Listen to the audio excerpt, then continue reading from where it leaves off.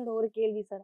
அதிமுகவை சுக்குநூறா உடைக்க முடியுமா? ஏன்னா உடைச்சிருக்காங்க. காலம் காலமா இப்ப வரைக்குமே கிராமங்கள்ல எல்லாம் வந்துட்டு பார்த்தா, ரெட்டலைக்கு தான் ஓட்டு போடுவேன். கம்பொண்டி தள்ளாடி தண்டட்டி போட்டு போற பாட்டி வரைக்கும் இப்ப இருக்காங்க.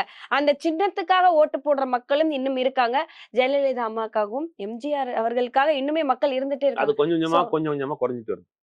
ஓ. என்னன்னா, கட்சி எப்பயுமே வந்து பதவியில இருக்கணும். ம். பிரச்சனை இல்லாம இருக்கும். பீஸ்ஃபுல்லா இருந்தா தான் ஒரு கட்சி அடுத்த கட்ட வளர்ச்சியை நோக்கி போகும். உள்ளுக்குள்ள இத்தன பிரச்சனைகள், பிளவுகள். 2வது நல்ல கேள்வி கேட்டீங்க. அது முக்கியமான விஷயம். அதிமுக 1989ல தனியா பிளவுபடுது. எம்ஜிஆர் மறைவுக்கு பிறகு ஒரு பக்கம் ரெட்டலை முடக்கப்பட்டு, அதிமுக ஜே, அதிமுக ஜா. ஜா. ஜா வந்து ஜானி இரட்டைப்புறா, ஜே வந்து சேவல். இவங்க 2 பேரும் நிக்கிறாங்க. தனித்தனியா நிக்கிறாங்க. 2டே வருஷம் தான். 91ல மீண்டும் ஆட்சி வந்து ஒண்ணா சேர்த்துட்டாங்க. 89 தேர்தல்ல தோல்வி தழுவுறாங்க. திமுக ஆட்சிக்கு வருது. திருப்பி 91ல தேர்தல் வருது. திமுக ஆட்சி கலைக்கப்பட்டு தேர்தல் வருது. 2டே வருஷத்துல. அப்ப ஜானகி அம்மா என்ன சொல்றாங்க, "எனக்கு அரசியலே வேண்டாம். நீங்களே நடத்திக்கங்க." அப்படின்னு முடக்கப்பட்ட ரெட்டலை மீட்கப்படுகிறது. பிரிந்து போன தலைவர்களை ஒண்ணு சேர்க்கிறாங்க. அதிமுக மீண்டும் ஆட்சிக்கு வருது. அதுக்கு ராஜீவ்காந்தியினுடைய மரணமும் ஒரு காரணம். அது ஒரு விஷயம் இருக்கட்டும். ஆனா, அன்னைக்கு விழுந்த பிளவுங்கிறது 2 தலைவர்களுக்கு மத்தியில பிளவு. ம். இந்த பக்கம் அந்த ஜெயலலிதா அம்மையாருக்கு எந்த சாதி முத்திரையும் கிடையாது. ம்.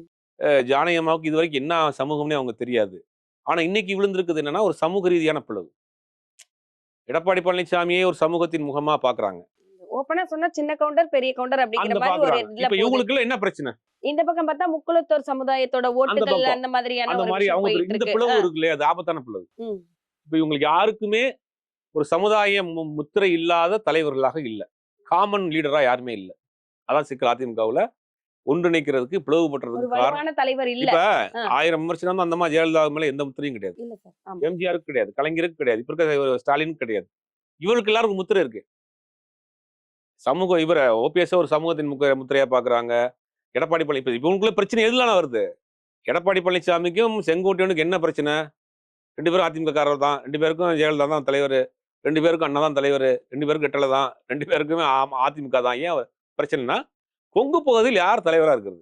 அந்த சமூகத்தின் முகமா யார் இருக்கிறது? இப்ப அவங்களும் பிரச்சனை வருது. இப்ப அதான் பிரச்சனை. அண்ணாமலைக்கு, இபிஎஸ்க்கு என்ன பிரச்சனை? நீ ஒரு கட்சி, இவர் ஒரு கட்சி.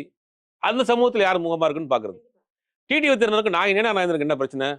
நான் வந்து அந்த சமூகத்தின் முகமா இருக்கு. நீ என்ன புதுசா வந்திருக்கிற? இதுதான் பிரச்சனை. இந்த பிளவுங்கிற ஆபத்தான பிளவு. இது வந்து கண்ணாடி போல விரிசல் விரிஞ்சிட்டே போகுமே ஒழிய ஒட்டுறதுக்கான வாய்ப்பே இல்ல. இதை பயன்படுத்தி தான் பாஜக வந்து ஒரு உள்ள கொண்டு வந்து முடிவு பண்றாங்க. பாஜகன்னா 2 திராவிட கட்சியில் தமிழ்நாட்டுல ஸ்ட்ராங்கா இருக்கு. இப்ப லாஸ்டா நடந்த 2024 நாடாளுமன்ற தேர்தல கூட அதிமுக 22% ஓட் வாங்கி. ஆமா. அப்ப இவங்க என்ன நினைக்கிறாங்கன்னா, ரொம்ப ஸ்ட்ராங்கா இருக்கு 2 திராவிட கட்சியும் தமிழ்நாட்டுல, நம்ம உள்ள போக முடியல.